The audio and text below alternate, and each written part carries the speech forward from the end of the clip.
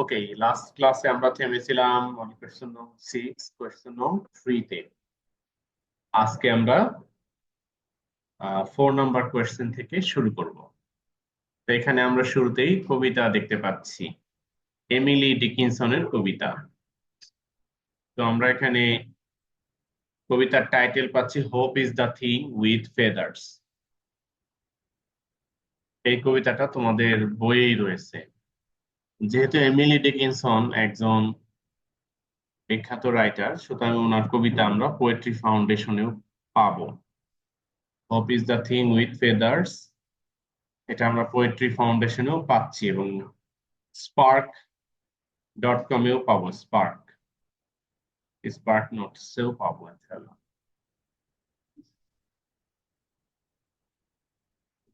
ওই স্পার্কে তো পাচ্ছি না।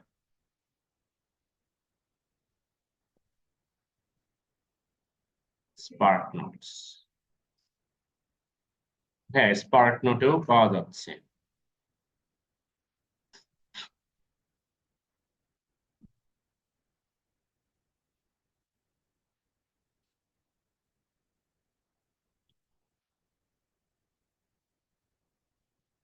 পোয়েম অ্যানালিসিসেও পাওয়া যাচ্ছে। গুড, ঠিক আছে। তো আমরা প্রথমে, আমরা তো কয়েকটা পার্সপেক্টিভ থেকে পড়ি। প্রথম পার্সপেক্টিভ হলো নর্মালি পড়া। চলো নর্মালি একটু পড়ে দেখি। Hope is the thing with feathers. Feathers মানে পালক বা পাখা। That perches in the soul. Perch মানে হলো একটা পাখি যেটা উড়ে এসে কোথাও বসে। তো ওয়ালাইকুম আসসালাম। একটা বার্ড যেটা উড়ে এসে কোথাও বসে। তাহলে কি এখানে চিন্তা করা হচ্ছে যে হোপ একটা পাখির মতো উড়ে এসে আমাদের মনে বসে যায়? That perches in the soul, আমাদের আত্মায় বসে যায়, মাইন্ডে বসে যায়, মনে বসে যায়। And sings the tune with the words, এবং এই শব্দগুলোর সাথে একটা টিউন তৈরি করে করে গান। And never stops at all, এবং কখনোই থেমে যায় না। And sweetest in the gale is heard, এবং আচ্ছা গেইল ওয়ার্ডটাকে ক্যাপিটাল জি দিয়ে লিখেছে, তার মানে কবি এখানে বিশেষ ফোকাস দিয়েছেন।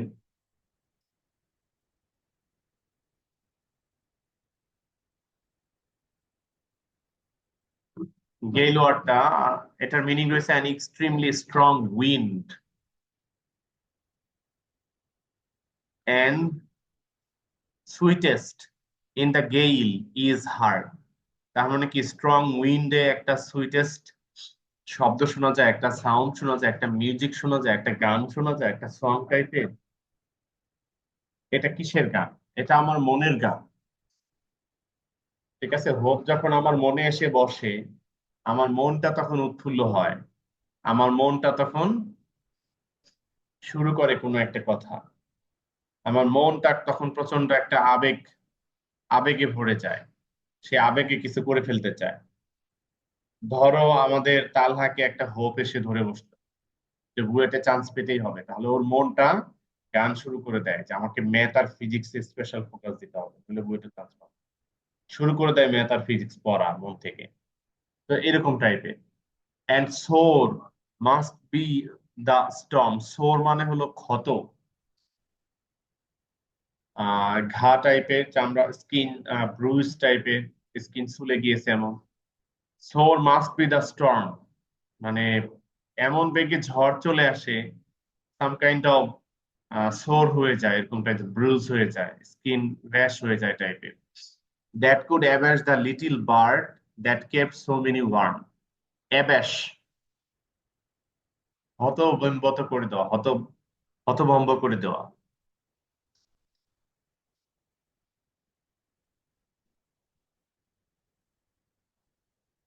অন্য মিনিংও থাকতে পারে।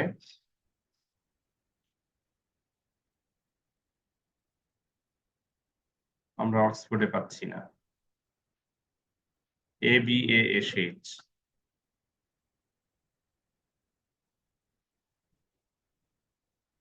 হতে পারে এটা আমেরিকান ওয়ার্ড, অক্সফোর্ডে নেই মোস্ট প্রবাবলি। ইডি, আমার ধারণা ইডি অ্যাড করলে পেয়ে যাব অক্সফোর্ডে।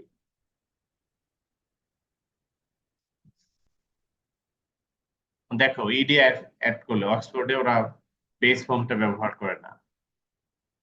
embarrassed and ashamed because of something that you have done, লজ্জিত করা নাকি? embarrassed and ashamed, বিব্রত এবং লজ্জিত because of something that you have done, কারণ তুমি কোনো একটা কিছু করেছো। He glanced at Juliet, accusingly, and she looked suitably abashed.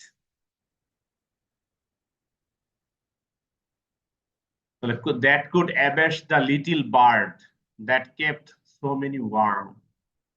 The little birdটাকে কি লজ্জিত, embarrassed, হতভম্ব করে রাখে। পথ তো আসছো না, বাসা থেকে ফোন দিচ্ছে কেন? আসছে এই জন্য কল ব্যাক করা উচিত।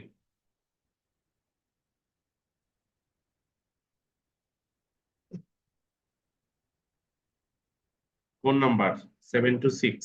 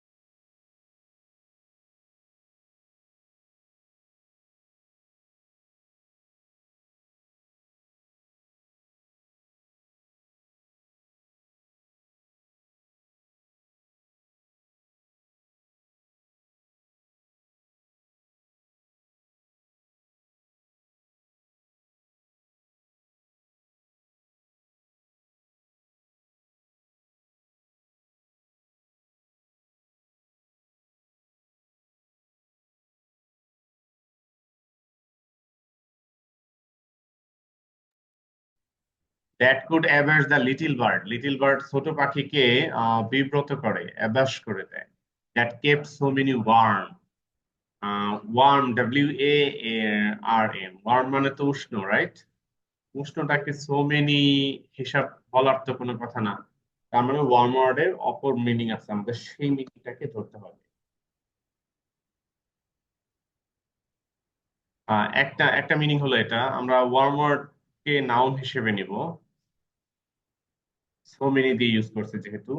আ place where the temperature is warm, এই মিনিংটাই পাচ্ছি।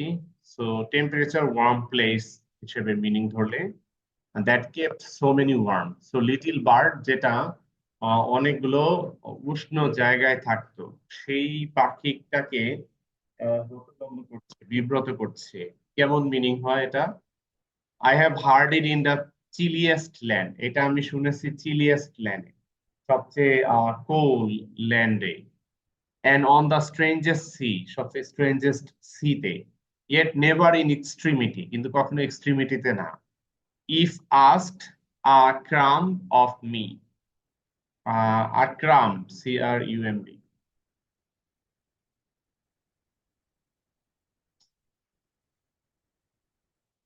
very small piece of wood, especially of bread or cake, that has fallen off a larger piece. এই মিনিং আমরা ক্রাম কে পাচ্ছি, যেখানে বি এর প্রোনাউন্সিয়েশন নাই। এই হলো সরল ভাবে আমাদের কবিতাটা। তো আমরা এবার কবিতার রাইম স্কিমটা মিলানোর চেষ্টা করি। ফেদার্স এর সাথে কি কোনো ওয়ার্ডের রাইম আছে?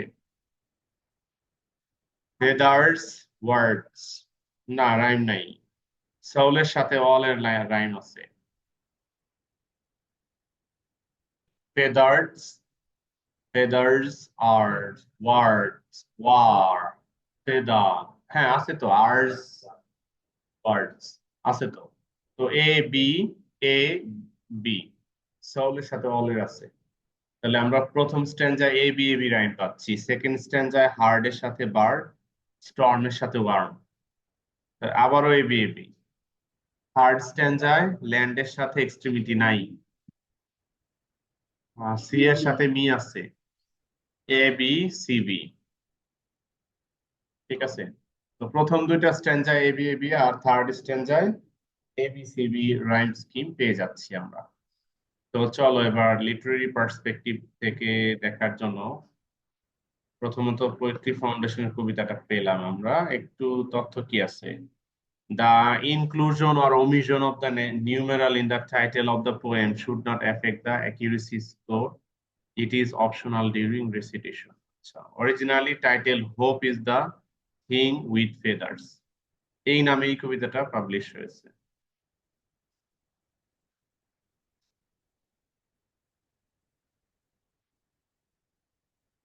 পোয়েম অ্যানালিসিসে আসলাম, এখান থেকে ওরা কি আদৌ কোনো অ্যানালিসিস দিবে দেখা যাক। Emily Dickinson's poem is the thing with feathers is perceived to have been published circa 1891, 1891। কত আগের কথা চিন্তা করতে পারো? 1891। ইট ওয়াজ পাবলিশড পোস্টহিউমাসলি, ওনার মৃত্যুর পরে এটা পাবলিশ হয়েছে, as poems by Emily Dickinson in her second collection by her sister. তার বোন এটা তার নামে পাবলিশ করেছে তার মৃত্যুর পরে।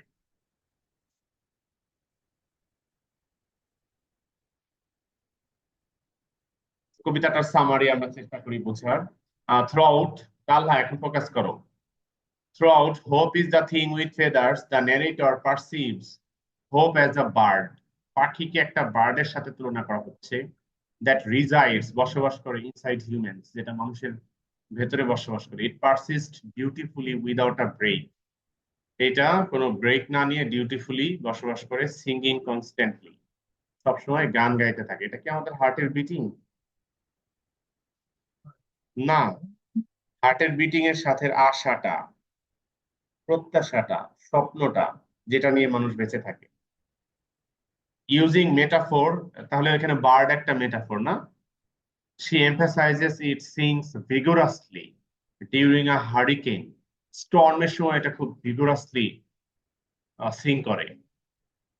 requiring a heavy storm to lay the bird in peace, এই পাখিটাকে, পাখিটার শান্তির জন্য দরকার একটা heavy storm. as per the speaker, স্পিকারের মতে, this bird never wavers by her side in the coldest of lands and strongest of seas. Coldest of lands by strongest of seas, কোথাও এই পাখিটা নেভার ওয়েভার্স, তার মূল লক্ষ্য singing থেকে সরে যায় না। Yet it never demanded a breadcrumb singing away merrily. এটা কখনো ব্রেড ক্রাম কি আবার?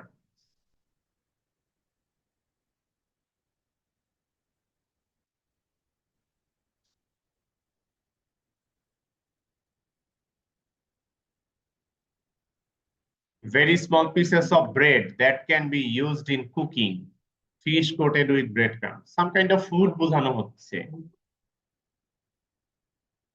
coated, কোথায় এটা?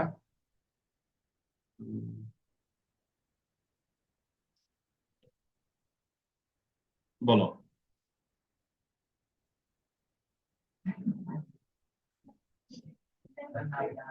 এত দেরি কেন? আচ্ছা, in the coldest of lands and strongest of seas, it never demanded a breadcrumb singing away merrily. তার মানে এটা কখনোই, এটাকে খাবার দেওয়া লাগে না, এই ভোগটাকে কখনোই খাদ্যবস্তু কিছুই দেওয়া লাগে না, ও নিজে থেকেই গান গাইতে থেকেছে। Rhyme, the poem follows a loose rhyme scheme, A B C B. আচ্ছা, তাহলে কি আমরা রাইমটা এ বি এ বি না বলে এ বি সি বি বলাই ভালো ছিল, রাইট? যেহেতু তিনটা স্ট্যান্জা এটা মিলে এ বি সি বি বললে। Conforming to the expected pattern of a ballad, এটা হলো ব্যালাডের rhyme pattern. The lines break the pattern in both stanza 1 and stanza 2, দুইটা স্ট্যান্জাতেই প্যাটার্ন একটু ব্রেক হয়েছে, but generally the patterns remains intact. Rhythm, hope is the thing with feathers is written in ballad meter, a common meter. So meter definition এখানে আছে, meter is the pattern of beats in a line of three. It is combination of the number of beats and arrangement of stresses. a common meter. So this means that the lines alternate between iambic tetrameter and iambic trimeter. Try বা tree বলা যেতে পারে. The odd numbered lines contain a total of 8 syllables. These are divided into sets of two, the first beat of which is unstressed and the second stressed. তার মানে এটাকে কিভাবে recite করলে ভালো শোনাবে সেটার একটা এক্সপ্লেনেশন টাইপের.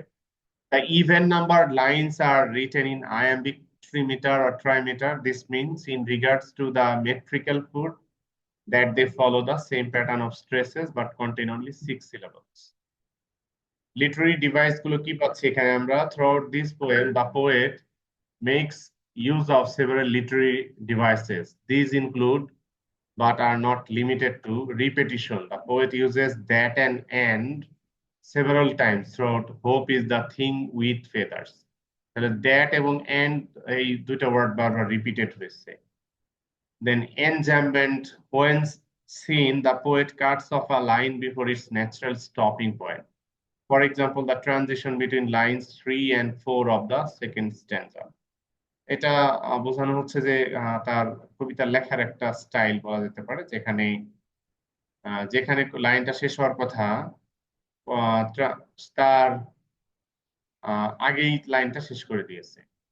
সাম কাইন্ড অফ, এই যে এখানে মনে হচ্ছে যে এখানে আরো ওয়ার্ড হবে, লাইনটা আর একটু বড় হবে, কিন্তু যেখানে শেষ হওয়ার কথা তার আগেই শেষ করে দিয়েছে।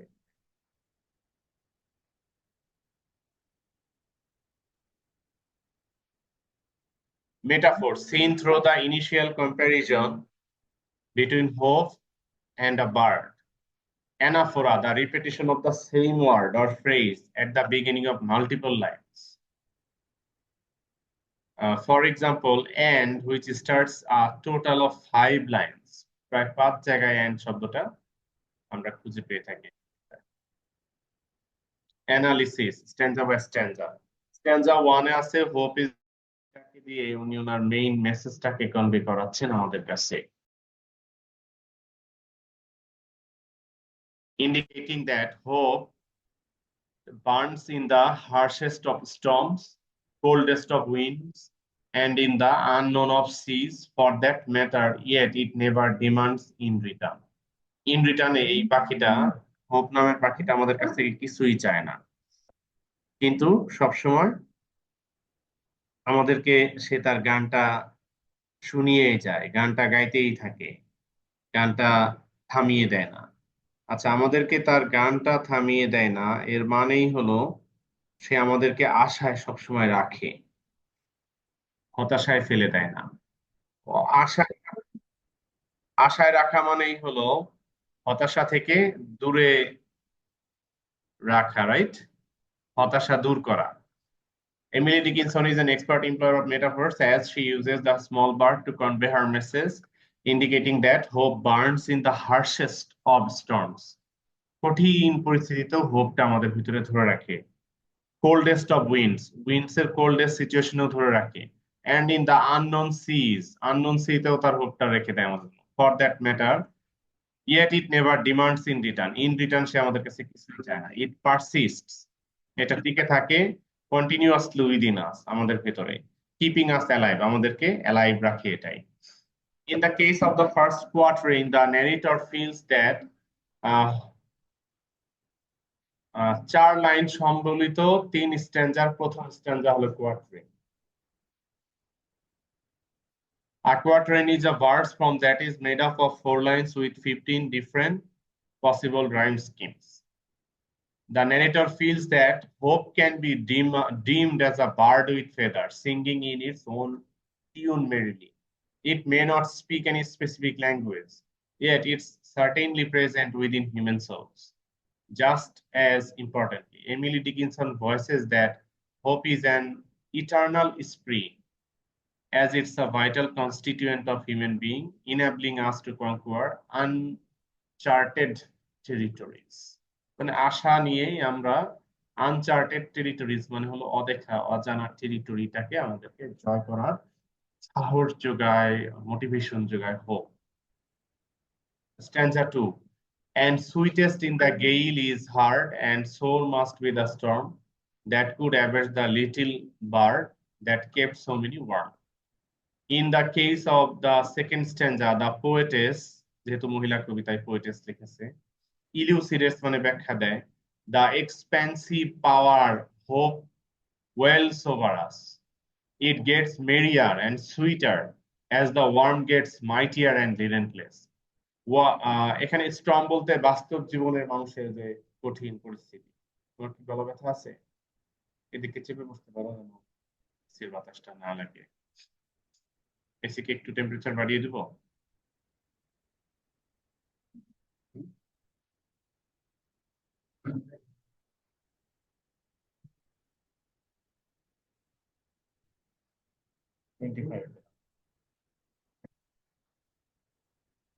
The poetess deems that no storm can sway hope and its adamant attitude.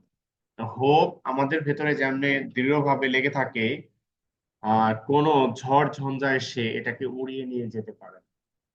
তার মানে হলো সব পরিস্থিতিতেই আমরা আশাটাকে ধরে রাখি, জীবনের প্রত্যাশাটাকে ধরে রাখি। According to the poetess, it would take a deadly storm of astronomical proportions to flatten the bird of hope that has kept the ship sailing for most men. According to the poetess, so it would take a deadly storm, এমনকি deadly কোন storm of astronomical proportion, মহাকাশীয় লেভেলের যদি কোনো বড় ঝড়ও আসে, তবুও এই বার্ডটাকে, আশা নামক পাখিটাকে আমাদের অন্তর থেকে নিয়ে যেতে পারবে না, বিচ্যুত করতে পারবে না তার লক্ষ্য থেকে। সো আমাদের জীবনে আশা নিয়ে এভাবেই শক্তভাবে এগিয়ে যেতে হবে।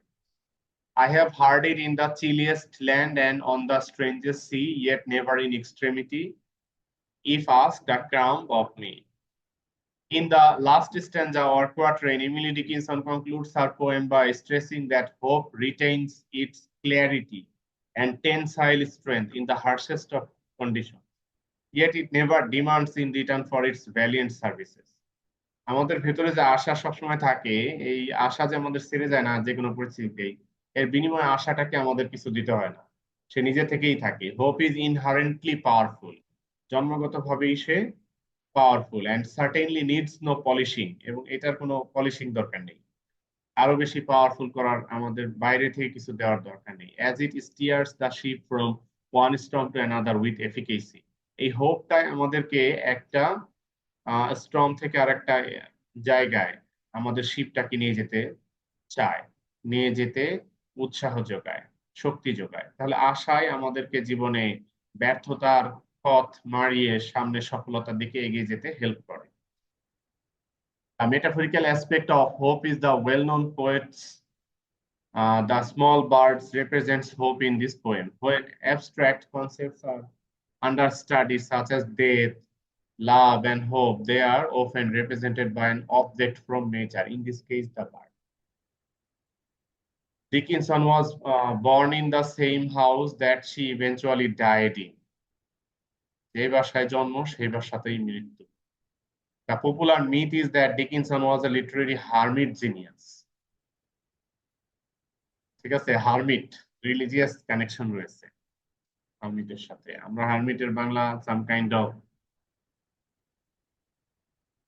দরবেশ টাইপের করে থাকি। হ্যাঁ, হারমিট এরকম টাইপের জিনিয়াস কবি ছিলেন Emily Dickinson. But contemporary accounts of her life suggest that she was active in social circles. সোশ্যাল সার্কেলেও তিনি অ্যাক্টিভ ছিলেন and adored human interaction, মানুষের সাথে কমিউনিকেশনটাকে পছন্দ করতেন। Moreover, her travels were limited to her countryside and native town. তার native town এবং গ্রাম এলাকা ছাড়া কোথাও তেমন একটা ট্রাভেল করেন নাই, as evidenced by her poetry which remains aloof from political connotations, এবং যেটা তার কবিতা থেকেও আমরা পেয়ে থাকি যে তার কবিতাগুলো পলিটিক্যাল ব্যাপারে খুব একটা নাই, দেশের পলিটিক্যাল ব্যাপারে তেমন একটা গুরুত্বপূর্ণ কিছু তার কবিতায় আমরা পাই না। And lastly, Emily Dickinson hardly ever published her massive stock of 1800 poems. তার এই 1800 কবিতার কোনোটাই তিনি নিজে তেমন একটা পাবলিশ করেন নাই। Only her sister stumbled upon the prolific collection and took the liberty to publish the mass literature. তার বোন এটা করেছেন, তার পক্ষে পাবলিশ করেছেন। Whereas Walt Whitman adored and eulogized Lincoln as his political champion, Emily was known as the poet of inwardness. Walt Whitman বিখ্যাত একজন writer. তো উনি আমেরিকার লিঙ্ক প্রেসিডেন্ট সম্ভবত লিঙ্কনকে উনি পলিটিক্যাল চ্যাম্পিয়ন হিসেবে তার হয়তো চিত্তে ধারণ করতেন, মন মানসিকতায় ধারণ করতেন। Emily was known as the poet of inwardness. Emily ডিকিনসনকে ইনওয়ার্ডনেস, তার সব চিন্তা চেতনা তার নিজের ভেতর থেকে আসে, এরকম টাইপের কবি। Reading her poetic collection can indicate almost zero evidence of the time she lived in. উনি যে সময় বসবাস করতেন ওই সময়ের পলিটিক্যাল সিচুয়েশন নিয়ে একদম জিরো, কোনো কিছু লিখেন নাই উনি, বলা যায়। Hope is the Thing with Feathers is a beautiful, metaphorically driven poem. Throughout, Dickinson uses the bird in her usual homiletic style, তার হোম শব্দ থেকে হোমিলেটিক বাসস্থান related style, inspired by religious poems and psalms. Religious poem লিখেছে, আর সাম তো আমরা সাধারণত বাইবেলের সাথে মিলাই, right? Hope, according to Emily Dickinson, is the sole abstract entity weathering storms after storms, bypassing hardships with eventual steadiness. It remains unabashed in the harshest of human conditions and circumstances, enabling a thicker skin.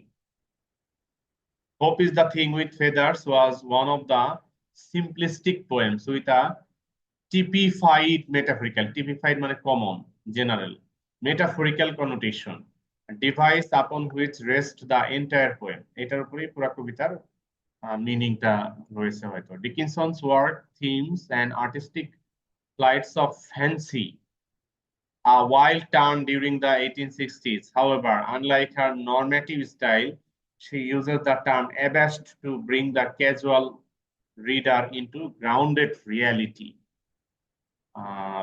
abashed ওয়ার্ডটা সাধারণত লজ্জিত, খারাপ কোনো কাজ করা, বিব্রত, লজ্জিত, এরকম অর্থে ব্যবহার করা হয়। এরকম একটা ওয়ার্ডকে তিনি কবিতায় ব্যবহার করার মাধ্যমে কি করেছেন?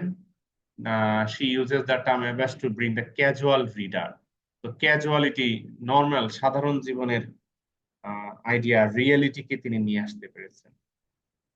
Emily Dickinson had the unique trait of writing aphoristically. Being able to compress lengthy detail into some words was her natural gift.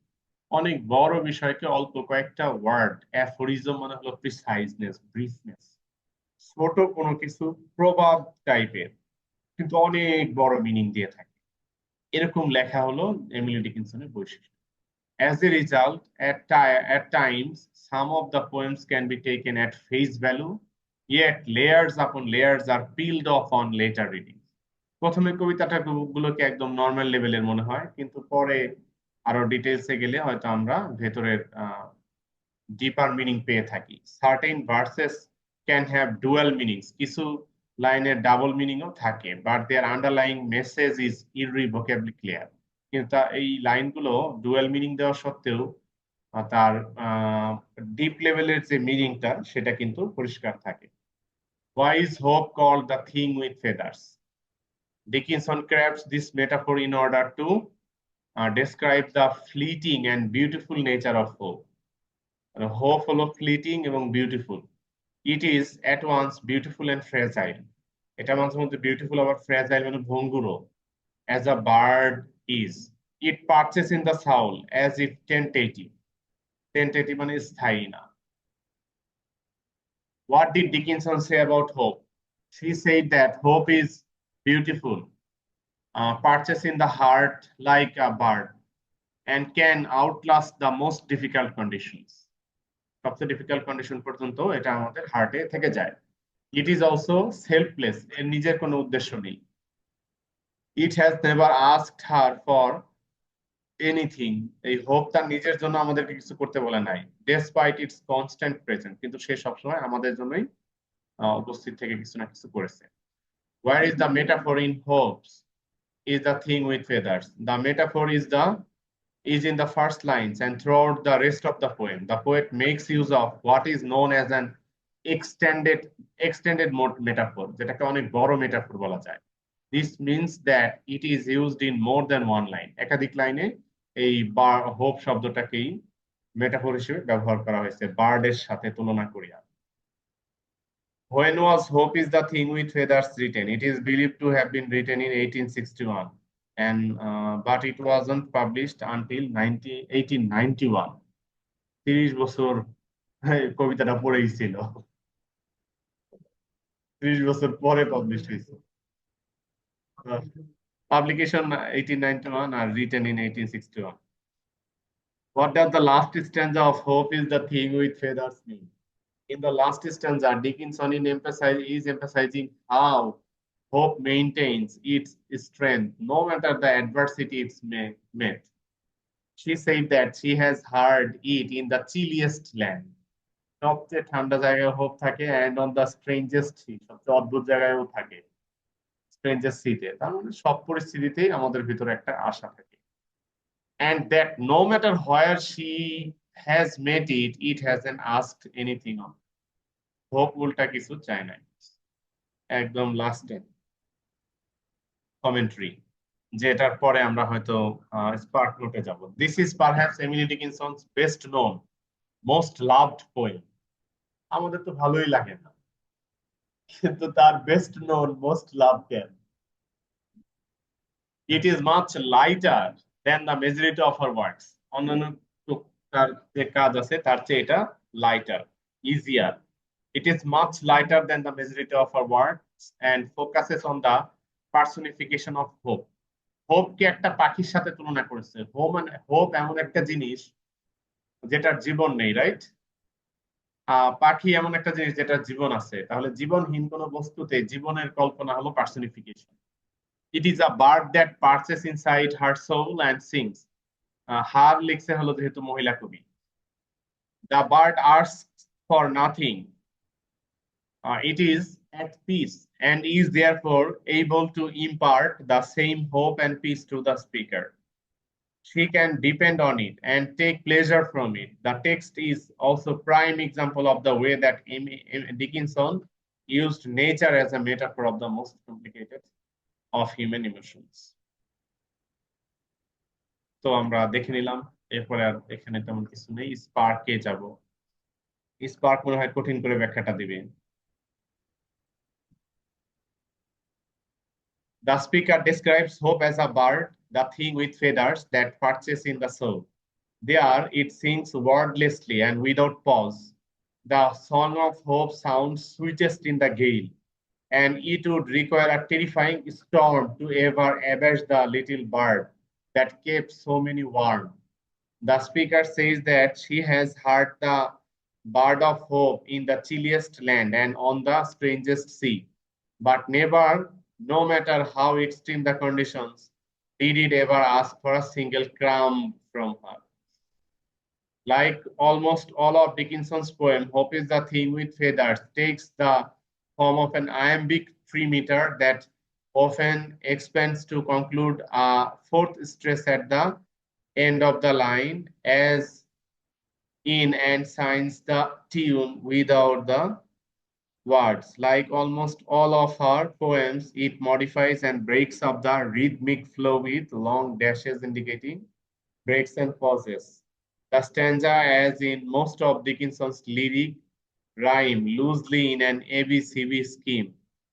Though in this poem, there are some identical carryover rhymes, words in the three of the first stanza rhymes with hard and bird. In the second, extremity rhymes with sea and me in the third stanza, thus technically conforming to an ABBB rhyme scheme. তো এটা রাইমটাকে fix করে বলা যায় না। আমরা একটা rhyme বের করছিলাম, অ্যানালিসিস থেকে আরেকটা রাইম দেখলাম, এখানে আবার স্পার্ক অন্য আরেকটা রাইম দিয়েছে। সব কাইন্ড অফ রাইমটা ফিক্সড না। Commentary. This simple metaphorical description of hope as a bird singing in the soul is another example of Dickinson's homiletic style, derived from psalms and religious hymns.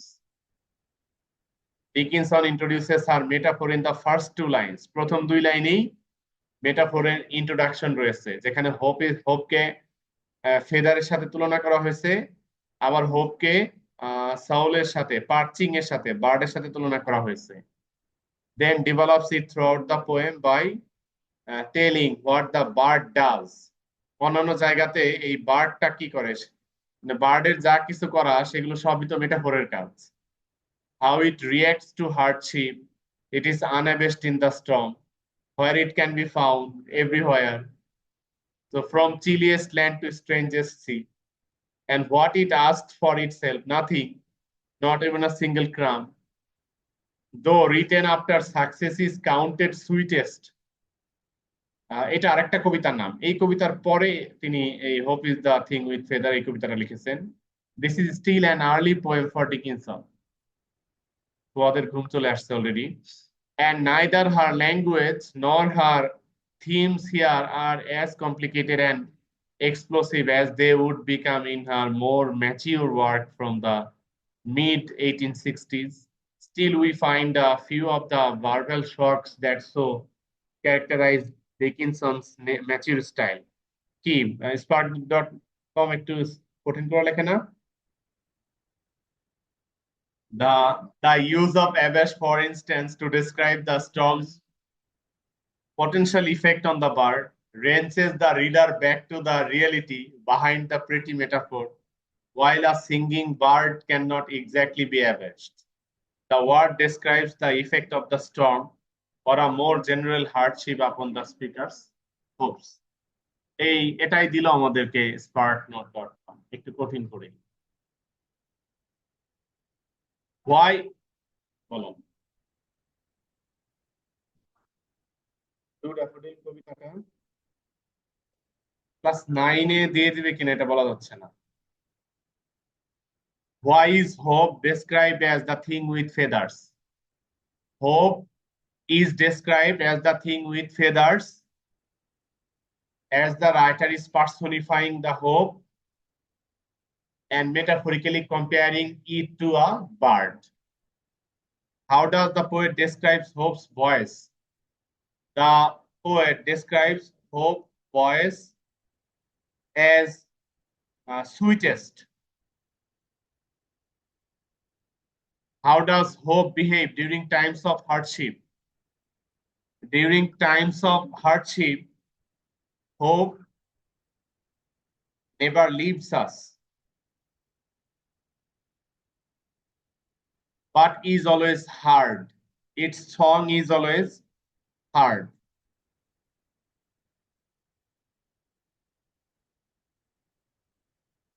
What does the storm represent in the poem? A storm is a metaphor. The word storm is a metaphor in the poem. It represents